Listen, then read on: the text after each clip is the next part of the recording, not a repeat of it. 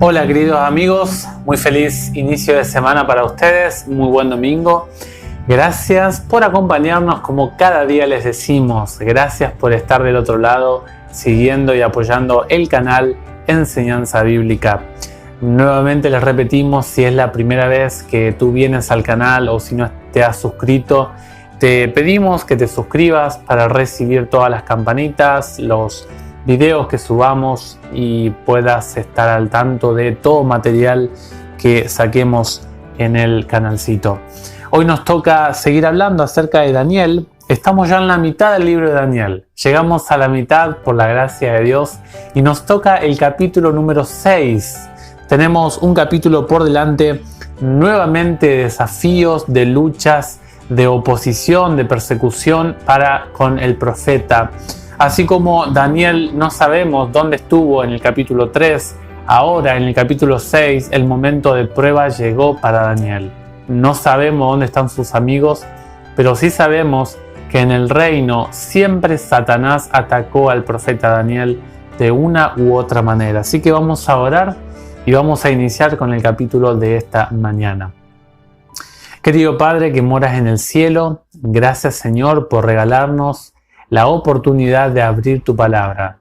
Hoy tenemos un capítulo, Dios, que es maravilloso, donde nos muestras el cuidado protector tuyo hacia tus hijos leales. También nos muestras que los problemas pueden llegar a acercarnos a nuestra vida y puede ser que nos ocurran cosas que a veces no queremos que nos pase, pero confiamos en ti y sabemos de que tú nos ayudarás en esos momentos de prueba. Bendice a nuestros amigos, amigas, si es que están pasando por un problema, por una dificultad, y hacemos esta oración intercediendo por ellos, Señor. En el nombre de Jesús oramos. Amén. Está el gobierno de Darío el Medo. Nosotros sabemos que Ciro el persa y Darío el Medo era como dos naciones en uno solo. Y cada uno tenía una formación diferente. Los persas eran un poco más flexibles ante las demás naciones, respetaban las demás deidades. Es más, Ciro ayudó mucho a construir diferentes templos y en la época de Ciro fue cuando en sí el pueblo de Judá fue liberado, ¿no? Y también tenemos la formación de Darío, tenía otra formación un tanto más diferente, pero también respetaba y era flexible ante las divinidades de los diferentes pueblos. Pero vemos una faceta un tanto más engreída en cuanto a lo espiritual, ya que, por ejemplo, los persas no adoraban, no hacían una divinidad del monarca. Pero vemos que aquí con Darío el Medo se ve un poquito más eso. Y tenemos la historia que los medos y los persas organizaron Babilonia de manera diferente. Colocaron en toda la provincia que ellos manejaban, en toda la potencia de Babilonia, 120 sátrapas, que a estos sátrapas debían dar cuenta a 3 importantes de ellos. Y uno de esos 3 era Daniel. Y luego ellos 3 eran las personas de mayor confianza para con el rey Darío y le iban a dar toda la información que el rey precisara para que el rey no trabajara solo, sino que tiene un equipo, una estructura de organización.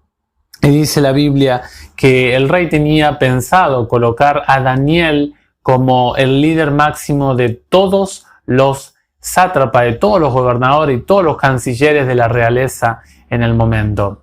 Cundió el pánico, la envidia ante la noticia de la propuesta del rey y los sátrapas hicieron un plan para con Daniel. Dice la Biblia en el versículo 3 que Daniel superaba enormemente a estos líderes, a estos cancilleres, porque Dios estaba con el profeta. El profeta amaba a Dios y lo servía más que la vida misma. Y hoy vamos a ver un testimonio de eso. Dice en el versículo 4, por eso estos hombres trataron de buscar por todo lo que pudieran, organizaron una agencia gubernamental en contra de Daniel. Y si esta es una pregunta que nos podríamos hacer, si una agencia del gobierno colocara espías en tu vida y en la mía, ¿qué encontraría? Miren, lo buscaron por todos lados. Si hacía lavado de dinero, si hacía evasión de impuestos, si tenía algún negocio turbio, y no encontraron nada. Dijeron estos hombres, solamente vamos a encontrar en Daniel si buscamos en asuntos espirituales, asuntos de moralidad en su vida. No pudieron encontrar ningún pretexto ni falta porque él era fiel y no se le descubrió ninguna negligencia ni falta. Versículo 4. Esos hombres dijeron, no encontramos ningún motivo de acusación contra Daniel, sino solamente en el asunto moral ante su Dios. Y en los versículos 6 al 9 se describe el plan que hicieron estos hombres. Y no es que hicieron del rey una divinidad, sino que dijeron que, o el plan que le hicieron es que toda persona que se iba a contactar con un dios, con una divinidad, el intercesor hacia esa divinidad era el monarca. No se quitaba la divinidad, sino que el monarca ocupaba como el espacio o el papel de intercesor y de conector con esa divinidad. Toda persona que adore directamente a una divinidad sin pasar por el rey iba a tener problemas. Y el rey aprovechó y le gustó esta propuesta. Ahí hubo un poquito con respecto a los medos. Darío tuvo un poquito de egolatría espiritual. Y es interesante que dice el versículo 8 que el rey colocó su sello, su anillo para que no sea revocada. Recuerden ustedes que a nivel político la ley de los medos y los persas era una ley sumamente irrevocable.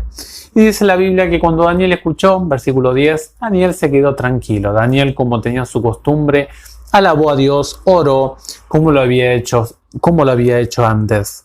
Es interesante que estos hombres acudieron precipitadamente y encontraron a Daniel orando y suplicando a su Dios. Finalmente viene ahora la charla con estos hombres y el rey. Rey, ¿acaso tú no habías hecho un edicto real que era irrevocable de que cualquiera que consultara a su divinidad de manera directa tendría que ir al foso de los leones? Y el rey dice en el versículo 12, así es, en efecto, según la ley de los medos y los persas, es irrevocable. No se puede eliminar. Bueno, y ahora se lo dejó en bandeja de plata lo que acabó de hacer el rey. Se encerró él mismo. Dice, entonces ellos tomaron la palabra y dijeron en presencia del rey, Daniel, uno de los deportados de Judá. Noten ustedes que era una frase cargada de prejuicio, de racismo y de antisemitismo. Una frase totalmente xenófoba. Una frase que indicaba todo esto que acabamos de decir. Dice, ese esclavo, ese deportado, nosotros no debemos olvidar de que Daniel había sido un ministro de altísima calidad en el tiempo del rey de Babilonia. Y no era uno cualquiera, era alguien experimentado. Daniel ya tenía más de 80 años aquí. Y por los principios de salud que había desarrollado Daniel, él tenía muy buena salud. Pero él era un hombre de rango, de experiencia, no era cualquier esclavo de Judá. Además, Dios bendijo a todo el pueblo hebreo, porque Dios dijo en Jeremías, vayan, hagan casas, fructifiquen, crezcan allí. Dios había bendecido la vida de su pueblo y también la de Daniel. Entonces estos hombres le dijeron, este hombre vil, el esclavo, ese esclavo de Judá, ese deportado de Judá, no te ha hecho caso, rey. Él es un rebelde, él no está de acuerdo. Lo mismo que le dijo allí Nabucodonosor, los mensajeros de Nabucodonosor, en el capítulo 3. Y dice en el versículo 14 que el rey trató de hacer lo que más pudo para salvar a Daniel. Y los hombres presionaban. Estos caldeos eran tremendos. Los servidores del rey Darío. Dice, esos hombres acudieron precipitadamente al rey y le dijeron, tienes que saber, rey, que según la ley de los medos y los persas, ninguna prohibición o edicto promulgada por el rey puede ser modificada. Y el rey dijo, es cierto. Una presión política, social que tuvo el rey, y finalmente tuvo que hablar con Daniel en el versículo 16 y 17 y le dijo: Daniel, ese Dios que tú sirves, Él ojalá que te rescate, ojalá que Él sea contigo. Luego, dice el versículo 17, trajeron una piedra y la pusieron sobre la abertura de la cueva del foso de los leones. El rey allí pasó una malísima noche, angustiado, no tuvo placeres con sus concubinas, no hubo música, hubo una noche de ayuno y angustia. Y finalmente el versículo 19 y 20 dice que cuando amaneció fue al foso y preguntó: Daniel, miren la pregunta que hizo el versículo 20. Dice: Daniel, servidor del Dios viviente. Ese título calificativo, ese adjetivo calificativo Dios viviente, indica de que todas las otras deidades son dioses inertes, ídolos muertos. Es muy interesante esta frase, Dios viviente. ¿Ha podido tu Dios, al que sirves con tanta constancia, salvarte de los leones? Se destacan en esta pregunta dos aspectos de Dios: Salvador y también Dios, su poder, el poder de Dios. Y Daniel dijo: viva el Rey eternamente, porque el Dios de los cielos ha pesado mi vida moral y no ha hallado falta. Vaya uno a saber qué experiencia con el ángel de Jehová, el ángel de Dios, el protector, que tapó la boca y cerró la boca de los leones, tuvo Daniel en aquella noche. Aquella noche Daniel resucitó victorioso, salió de ese foso victorioso en su causa. Y la Biblia dice que el rey tuvo una gran alegría por el asunto de Daniel. Pero el versículo 24 habla de que los hombres que habían planificado esto fueron traídos por el rey junto a sus hijos, a sus mujeres, a toda su familia, y fueron echados allí. Tristemente el rey tomó una decisión que Dios no la aprobaría, porque más allá de si la familia estuvo en complot, si tenía conocimiento o no de esta situación, la Biblia dice en Ezequiel 18:20 que el hijo no cargará con la culpa de su pecado. Dios separa la vida pecaminosa y la aplicación del juicio y la sentencia del juicio de Dios para cada persona, sea más allá de que sea mi familiar directo o no. Finalmente, en los versículos 25 y 26, el rey hace algo nuevamente que Dios no aprueba. Dios no aprueba que se mezcle iglesia y Estado. Por más que el Estado me apruebe a leer la Biblia, por más que el Estado mande guardar el día correcto de Dios, el sábado, por más que el Estado esté a favor de un principio bíblico, Jesús dijo: dar al César lo que es del César y dar a Dios lo que es de Dios. Por eso el mandato real del rey tampoco está de acuerdo con el Dios de la Biblia. Yo ordeno que en todo el dominio de mi reino se tiemble y se sienta temor ante el Dios de Daniel.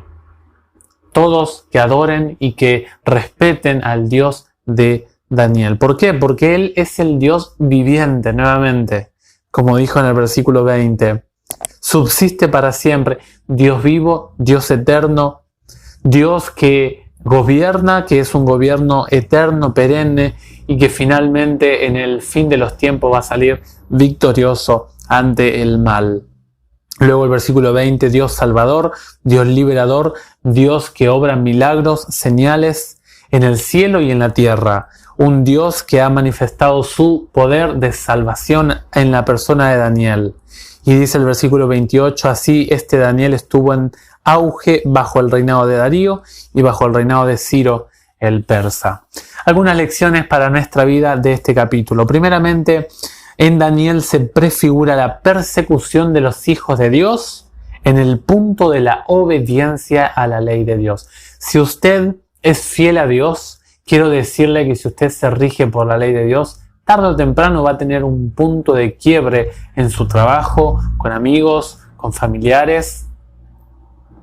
Sea como fuera, usted va a tener algún toque especial en algún punto de la ley de Dios. En la segunda lección es que si la ley de los medos y los persas era irrevocable, ¿cuánto más la ley de Dios?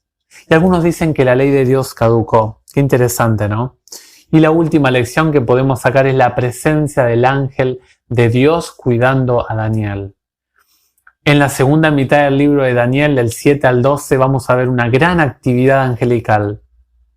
Y vamos a ver de que los ángeles van a cumplir una función muy importante en el fin del tiempo, salvando a los hijos de Dios. Y además se nos introduce con el tema de los ángeles en la figura de Miguel y su salvación a su pueblo. Que ojalá que podamos meditar, que podamos reflexionar en el capítulo de hoy y recuerde, por favor, recuerde dejarse enseñar por la Biblia. Que el Señor les bendiga ricamente y nos vemos en el próximo videito.